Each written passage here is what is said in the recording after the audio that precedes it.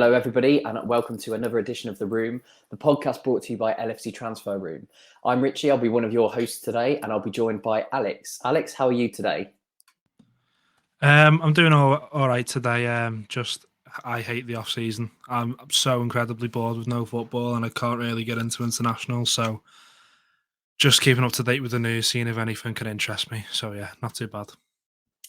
I'm a constant Twitter fiend at the minute, just refreshing, pull down, refresh. I've been on half term. It's half term in the UK, which means like schools are out and I'm a teacher. So I've just been like refreshing about, I don't know, maybe like 3 times in a minute just to see if anything's happening. And we'll go through everything that is happening in Liverpool because there are actually quite a lot of news. So yeah, I agree with you, Alex. The off season does suck.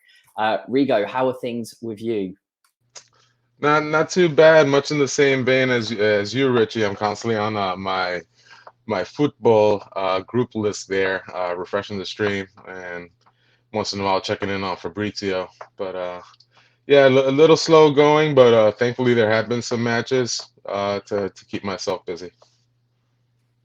I know. I felt very bad for Andy Robertson, Scotland, because I think the whole world were probably rooting for Scotland to lose against Ukraine, and that they did, and they're out of the World Cup. But what is Scotland's loss is Liverpool's game. We will have a fit Andy Robertson who won't be running to the ground, you know, with the upcoming off season / during the season World Cup. That I'm sure will go down tremendously well anyway. But let's get on to all things Liverpool, because we do have some extremely, I think, news that we knew about, but it's not really been confirmed. It was always like, could he go, could he not? But Sadio Mane has today came out in one of his press conferences and said that actually all of the Senegalese people are 60 to 70% wanting him to leave Liverpool. And he said it's not going to happen quickly, but it will only be a matter of time. So that's, you know, it is looking like the writing is on the wall for Sadio. I mean, Rigo, I'll go over to you first. What did you think? I saw your Twitter. I saw what you put about, about the news. I mean, how is it actually seen it in black and white that Sadio has essentially said without saying, I want to leave Liverpool? It's a little disheartening to be quite honest, and unexpected. With everything, for example, Salah's agent and everything he's put out on Twitter or the little chatter there, we haven't heard anything really from Sadio's side. And today at the press conference, from at least from the translation, it sounds like he's pretty decided on leaving, and it's apparently because his people kind of want him to leave and either get a bigger contract or try and conquer a different kind of a different tournament, different league. So it's pretty disheartening. I wouldn't have figured him to actually say those things and kind of cast us aside as a team and as a fan base that easily, especially 1 week removed from the CL final. Yeah, I mean, Alex, straight over to you. I found it quite surprising, to be honest. I thought it was quite in bad taste. Mane, he's painted out, well, he is painted out to be, he does his charitable endeavours and stuff, really friendly. So when you see him coming out on the press and maybe, forcing his way out a bit, maybe that he thinks he needs to do that in order to get a deal over the line. It does break my heart a little bit, because obviously you don't want any player to speak out about leaving. But yeah, I think I don't want it to turn sour about him leaving. He's done his service. We appreciate what he's done. But things like this, they just, they tick me off a bit, to be honest. So yeah, I was quite annoyed by it. Yeah, I mean, like Rigo quite rightly said, hopefully a little bit's lost in translation. Hopefully it was not said with the malice that, perhaps it's come across as. But, with Sadio Mane, he is a Liverpool legend. He was, as so many people have said, that first signing that sparked the Klopp revolution. I think, he was a big impact signing, and he's a player who's moved Liverpool and won everything with Liverpool. And I said at the end of the season, if he wants to leave, I wish him nothing but the best. He hasn't been played out until now in the public, unlike Salah with the contract situation and Remy Abbas. That hasn't been played out in public, and I've always respected him for that. Maybe now it's just a case of him making sure that he does get the move, because maybe he feels that those 2 stipulations, Liverpool wanting at least 50 million euros, and they will only sell him once we've signed a replacement. Maybe he's actually starting to think, well, actually, I might not end up going at all. And he wants to go. I don't blame him for wanting to go, especially to a team like Bayern Munich. He's just going to add, to his trophy haul that he's currently got. So a lot of it is very difficult. I mean, we'll probably never understand, his mindset. He's not a Liverpool fan. I think that he's become a Liverpool legend, but I don't think he grew up wanting to play for Liverpool. I think that's just something that happened.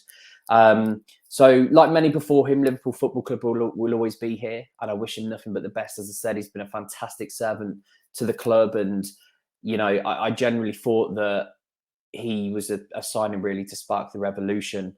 I mean, let's talk about the replacements, because it's going to be really difficult to replace a man like Sadio Mane. I mean, Alex, where do you even start in replacing somebody like that? The issue with it is the fact that Mane, I call him the king of reinvention, versatility, but when he plays in different roles, he does it so well.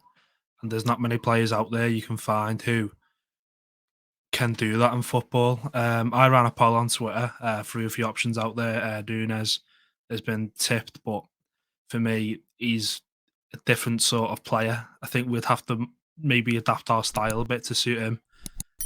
Bowen as well. He's been rumoured since, around mid-season when he picked up form for West Ham. But the one for me, perhaps to replace Mane, the best shot you've got at it, because I don't think it's an easy feat to do, probably being Nkunku from Leipzig. Originally started out as, an attacking midfielder, but he's took the role up of a central forward at Leipzig over the last year. He's put up 35 goal involvements too this season. So he's really skyrocketed, and he is the type of player who can play, off the left and maybe off the right.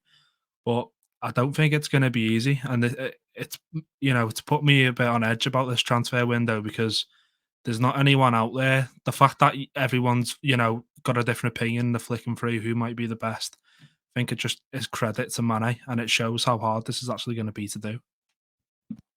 Yeah, absolutely, 100% agree. You can't. I don't think you can. If to answer my original question, I don't think you can replace Mane. His versatility, his goals, his goal assist involvements, just his general engine. The fact that he's hardly ever injured, his availability is going to be very difficult to replace. Rigo, who are you looking at? Is there anyone in particular that you think can come in and do a job for Liverpool? Well, we've seen kind of the same kind of names bandied about. One of the new ones coming up, Martin Terrier from Ligue 1. He's had a really good season this past campaign, and he can play across that front three, kind of more of a interchangeable piece along the lines of Mane and Nkunku. I think the price on him would be a little bit too high, especially with his star on the rise, being Bundesliga Player of the Year. Today, assisted Benzema on a goal today. Nice back heel touch to Benzema in the box for him to score a goal. So with him kind of sparking on with the French national team as well, I think his star is on the rise, and along with that would be the transfer wage that RB would command. Of course, Darwin Nunez is another target that I would absolutely love to come in, but I feel like his price would be a little too high as well, especially with Man U sniffing about. Well, one transfer target that I would like, and kind of going back to your point as far as Mane not growing up a Liverpool fan, is we do have a Liverpool fan in the Premier League by the name of Ivan Toney, and he is an obvious contributor. He helped Brentford stay up, helped them come up, and he provided 17 goal contributions this year. So I think he would be someone that we can likely get, not only who would be super happy in joining Liverpool, but someone whose price point would be a little bit more manageable for FSG to cough up, and someone who would offer that good dimension there in the middle, as far as providing a physical presence and someone we can aim for any balls into the box. He's also good at pressing and has done a considerable amount of dropping into midfield and setting things up for his teammates. So I think that would be one realistic shot, and someone who can come in and provide some good backup to our front three, if not be the starter. Yeah, the only problem with Ivan Toney is I can't see Mo Salah letting him take penalties, and I don't think there's a better penalty taker than Ivan Toney right now as well, so that might be an issue there. There are obviously names being floated about, like you've said. Jared Bowen's linked. I think that, again, that's going to be a skyrocket. I think he really caught on last season. For those people who do fantasy Premier League, the FPL, nailed it, absolutely nailed it. For the price that he was, he's only going to get better. Again, you've got English tax to pay on top of that. You're probably looking anywhere between 60, 70 million after the finish and flourish that he had towards the end of the season. Danjuma as well. Danjuma, obviously playing over in La Liga. He's been linked, I think, for a couple of years. I remember doing a pod on him before as well. He's also been linked. So like Alex said, there isn't one obvious name. When we wanted to strengthen the midfield a couple of seasons ago, we was all saying Thiago, and we got Thiago. When there was that time when we needed a defensive midfielder, we all said Fabinho. So maybe Liverpool have a Luis Diaz up their sleeve, because no one really saw Diaz until, the couple of days beforehand that we were signing him. So maybe they have somebody, Jonathan David or like you said, maybe Darwin Nunez does fit the bill, and maybe he might want to come to Liverpool and play Champions League football over Man United. So maybe we don't have to get into a bidding war because he's going to reject United. We don't know. Either way, it's exciting / apprehensive, nervous time, I think, for Liverpool fans, because you can't replace Sadio Mane for a like-for-like. And with Erling Haaland obviously going to Manchester City, it would feel like we're starting off on the back foot without Mane and without a replacement. And they have now got Haaland. So there might be ground to make up there. Let's do a transfer roundup then, because moving on a little bit from Mane, there are some links in here as you guys alluded to as well. So let's go over to our transfer roundup and have a quick discussion based on these. So here we go. Liverpool are out of the Mane race, and Madrid are negotiating with Monaco an agreement which is set to be reached soon, and that's from various outlets. It does look a done deal should Madrid obviously reach a fee with Monaco. Ben Woodburn will leave on a free this summer, and Hearts are set to offer him a contract. Liverpool are looking at Christian Pulisic as one possible Mane replacement, and that's from the Daily Mail and Daily Star. Sadio Mane will be leaving Liverpool at the end of the season. Bayern Munich will offer him a €20 million a year deal, and discussions have already been held. PSG are interested, but want to join the German side, who are looking to plan around €35 million for him. Liverpool are interested in Martin Terrier from Reims as a possible Sadio Mane replacement. That's from the Mirror. One of Liverpool's main priorities this summer is actually to extend Joe Gomez's contract. That makes me very happy. Liverpool are looking to complete the deal for right-back Calvin Ramsey from Aberdeen, and that's from James Pearce. And Liverpool are also hoping to agree a contract extension for Naby Keita. So there are some deals in there. I've just seen Rigo wince, and I'm going to go straight over to Rigo because he's just winced at that Naby Keita announcement. Now, it does feel like with Naby Keita, you're either over the top and you love him, or you just don't rate him at all and you want him out of the club. There doesn't seem to be like an in-between at the moment with Keita. I mean, Rigo, tell me about Naby Keita and your thoughts. Unfortunately, while I like Naby, as by all accounts, as the teammate he has shown, unfortunately, I'm never 100% confident when he's named to the starting 11. I feel for all the good he might contribute, he's just as likely to cause an error, give up the ball, or just make a silly foul. So unfortunately, I don't want Liverpool to extend him. I think it'd be throwing good money after bad for the transfer fee that we paid for him and for the contributions that he has made. So unfortunately, I wouldn't like them to extend him. If anything, I'd like to see what they can possibly get and gain from his departure this summer. Just add a little bit more to the coffers. So that would be one that I would hope we wouldn't extend. Okay, Alex, where do you sit with Naby Keita, the midfield maestro / midfield disaster? It's quite frustrating for me. I'm not Keita's biggest advocate, and with Mane going and the wages freeing up and a bit more an increase in the budget, I thought there was really an opportunity to, instead of going for that Mane replacement, maybe just bring in a top class, advanced midfielder. Like a Sadio Mane, but obviously now that looks like it's off the cards. So with Keita, if we can flog him out to PSG this summer, I think we should do it. I think he's had chances and then a few more to really, cement himself. Our midfield's good, but if you were a top class midfielder, I think you'd find a way to get in. I think competition for places is there in our midfield. I don't think it's set in stone. So with that considered, I think maybe it is time we shift Keita and try and get something back for him. It's difficult because every time I see Naby Keita in his pomp, he looks like a player that I thought we bought, and then he might have a moment or two in a game where you're just thinking, what on earth is he thinking? What's he done there? But again, his injury record isn't great. We've had this conversation now for a few seasons since he's come in. There's absolutely a baller in there, I think. I'm a big Keita fan. The first night kit I had Keita 8 on the back, and that was probably the season where he didn't play the most. So that's probably my fault. But with Keita, it is difficult. I think the Echo rubbished out the PSG rumours, the 35 million, because it did look like that would have been a good deal for Liverpool with a year left on his contract. The good thing, though, that I feel like is that if we do agree a contract extension for Keita, we're not breaking the bank, because obviously he's not going to be Liverpool's top earners. He's probably going to be earning slightly more, which will obviously allow us to hold some of his value, especially with the likes of the front three all out of contract next season as well.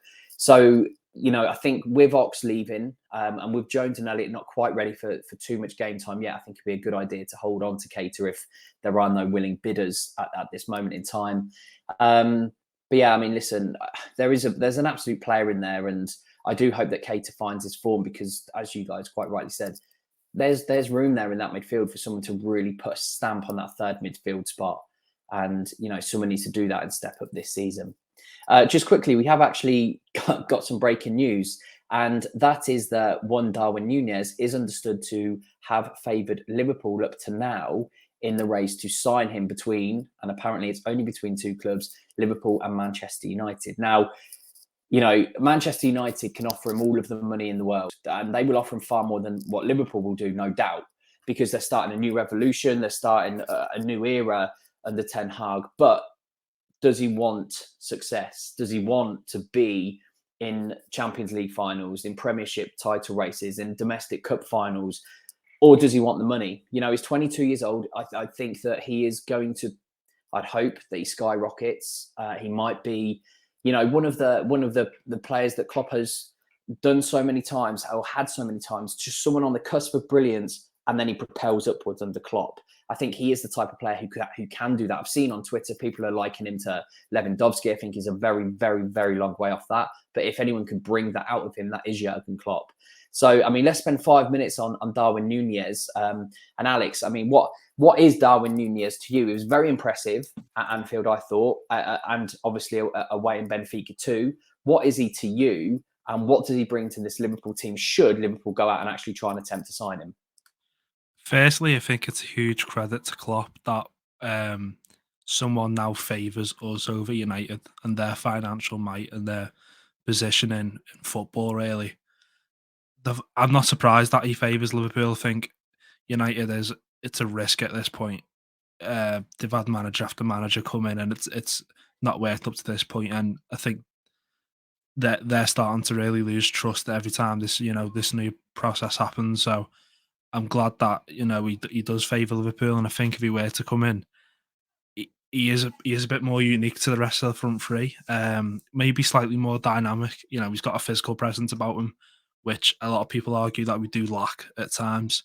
But obviously, when he played at Anfield, I thought he weren't just a yard dog up front. He was quick, he was sharp, and he was agile. So I think, should we get it right and should Klopp develop him like we hope he would, and we trust that he would, I think he could turn him into a real dynamic threat.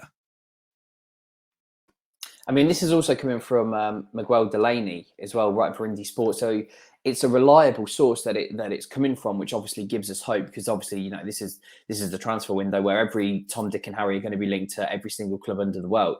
So it's a good thing that it is coming from a reputable journalist. And like you said, it was just the movement, and it was the movement between the lines that attracted me. I was like, who is this guy? Because I don't watch much Portuguese football, if I'm honest. And I was like, who is this guy? He just seems to have the complete read on our back four. And that's what was so impressive, because at 22 years old, to read the likes of Van Dijk and Robertson's movement and Trent's movement and Matip or Konate, whoever he was put up against, it didn't really matter to him.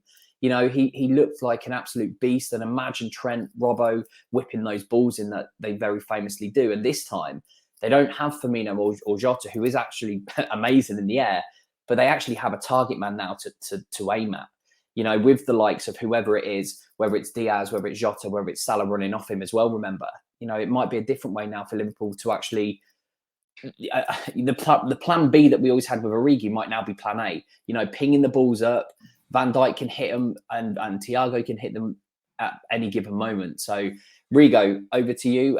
Darwin Nunez, thoughts and, you know, anything that you feel he could bring to Liverpool? Well, first off, is there any history between Liverpool and Uruguayan strikers? I think there is. Might just be And slightly. and one thing that jumped off to me, aside from the quite the obvious what you mentioned, the physical presence, his movement, speed, power that you saw on the pitch, is the fearlessness that he showed. He's going up against a world-class back line, and it could have been the lowliest team in the Portuguese league that he was facing, and he didn't care. He didn't care who he was up against. He was dead set on scoring and willing his team to competing and perhaps even stealing a match. So I think that the number one quality I see from him is that fearlessness. And the dimension that he would bring to Liverpool, Alex kind of touched on it before, and you commented on it as well, is that size that he would offer in the middle, and those crosses coming in from Trent or from Robbo would meet someone who can head those home instead of looking to bring the ball down and taking a shot.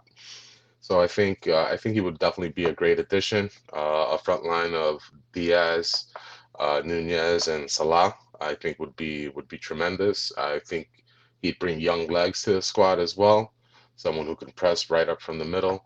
And as far as taking someone's talent and nurturing it and growing on it, I don't think there's a manager out there better than Klopp. So if Nunez wants to be the star that it appears that he wants to be, I don't think there's a better place to go to than to Liverpool.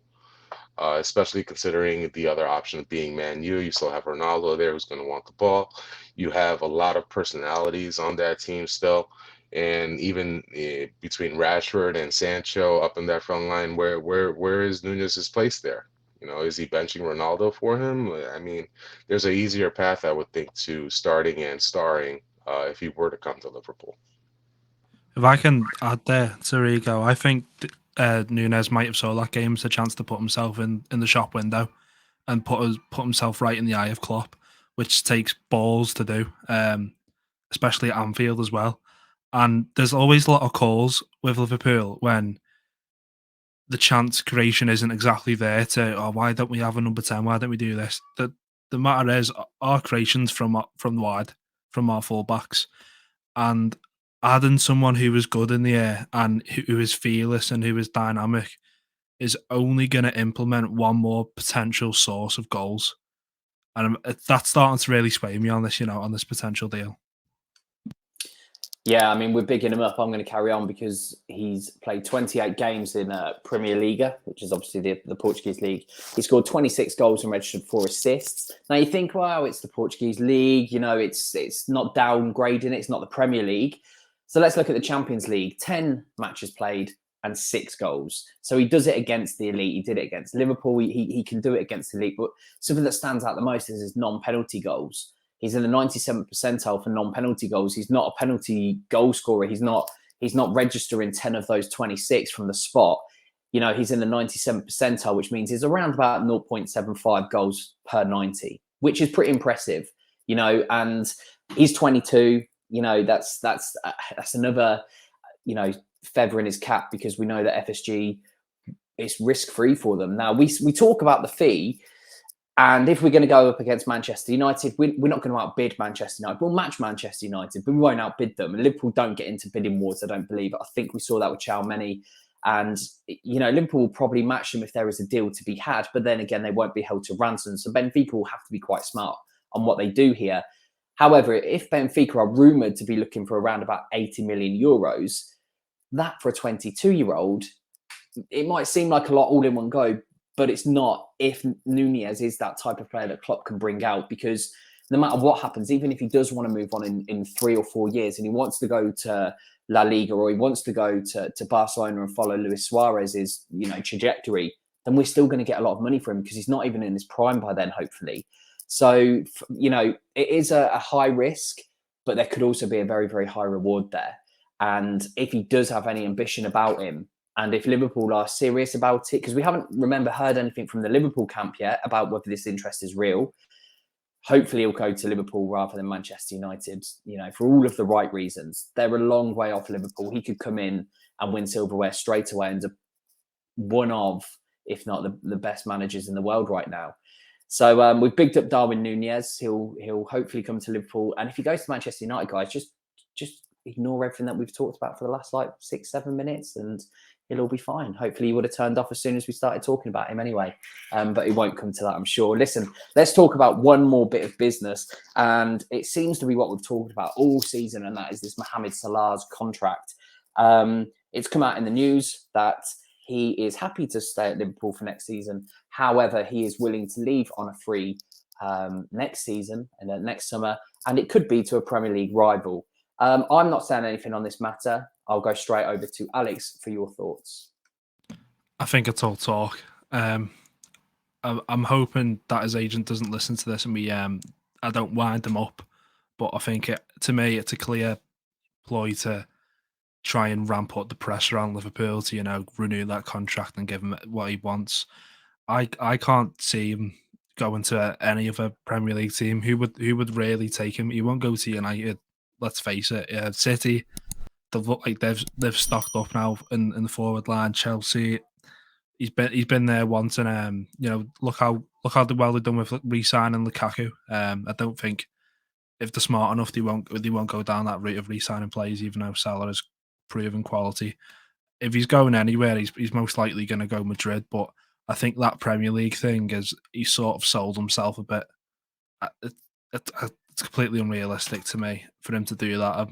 Salah's, he's got good principles and good morals. I think it's definitely just a ploy to speed up and accelerate these negotiations and to get to a point where his agent and Salah get what they want. I mean, it's almost as if they don't know who they're dealing with. As in, I don't mean that to sound egotistical about Liverpool, but Liverpool don't get held to ransom. They'll say, okay, fine. Liverpool have never offered a contract because a player has shown an interest elsewhere. Liverpool don't deal with that. Klopp has said on so many occasions that if you don't want to be here, we will not sign you or re-sign you. They're not holding Mane to ransom. Mane wanted X amount of money. Liverpool said, we're not going to pay you. Mane wants to go, fair enough. And that's what will happen. The only, to be fair, I think it would probably be out of City and Chelsea, unless the Newcastle billions does pour in. I think that Salah will be underselling himself if he goes there. I think he could perhaps talk himself into, well, I'm starting a new project. It's not a direct rival, so therefore it's okay.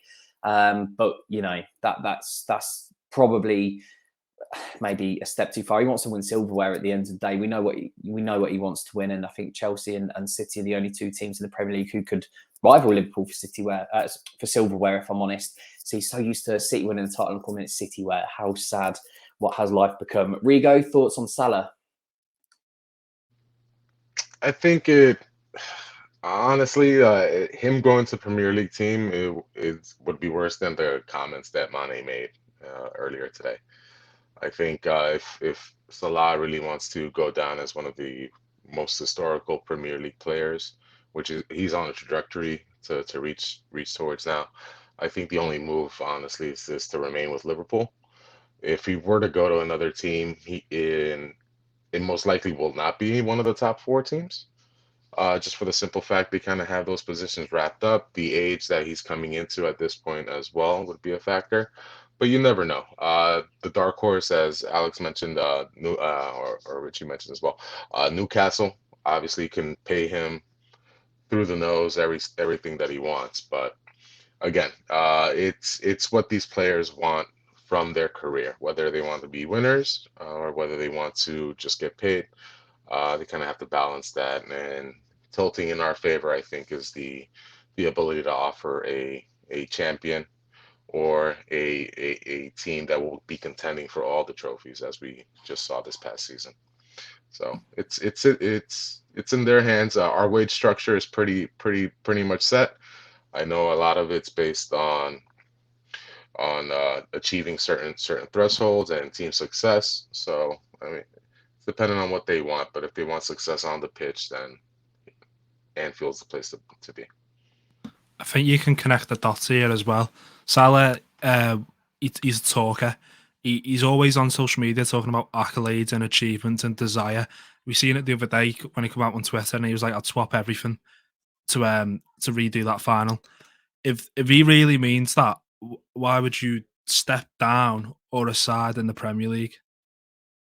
To City, maybe you could make an argument that they're better than us, but everywhere else in the league we're in is a step down. So I think that completely contradicts everything Salah's stands for. Yeah, I think when you talk about Liverpool Football Club and you talk about all of the legends of Liverpool Football Club, the likes of Rush, the likes of Dalglish, Salah wants to be named alongside those. You know, Salah wants to be remembered in Liverpool folklore for a very long time. And that's how you become immortal in football, not the likes of, you know, and I love both of these, Fernando Torres and Michael Owen, you know, who are not seen anymore as Liverpool legends because they essentially turned their back on the club. And whether it was directly or indirectly, when Owen went to Manchester United, you just wouldn't do it, regardless of the situation. And I've heard him on so many podcasts describing that. For me, I'm playing in the Championship rather than playing for Manchester United. And, you know, that's what football in Liverpool is. But, you know, it is what it is. And, you know, Salah is another one who hopefully his heart rules more than his head. And hopefully that those comments were from his agent. But at the same time, I sort of think Salah has a tongue in his mouth. He could come out and, like Alex has said, he is on Twitter a lot. He is on Instagram.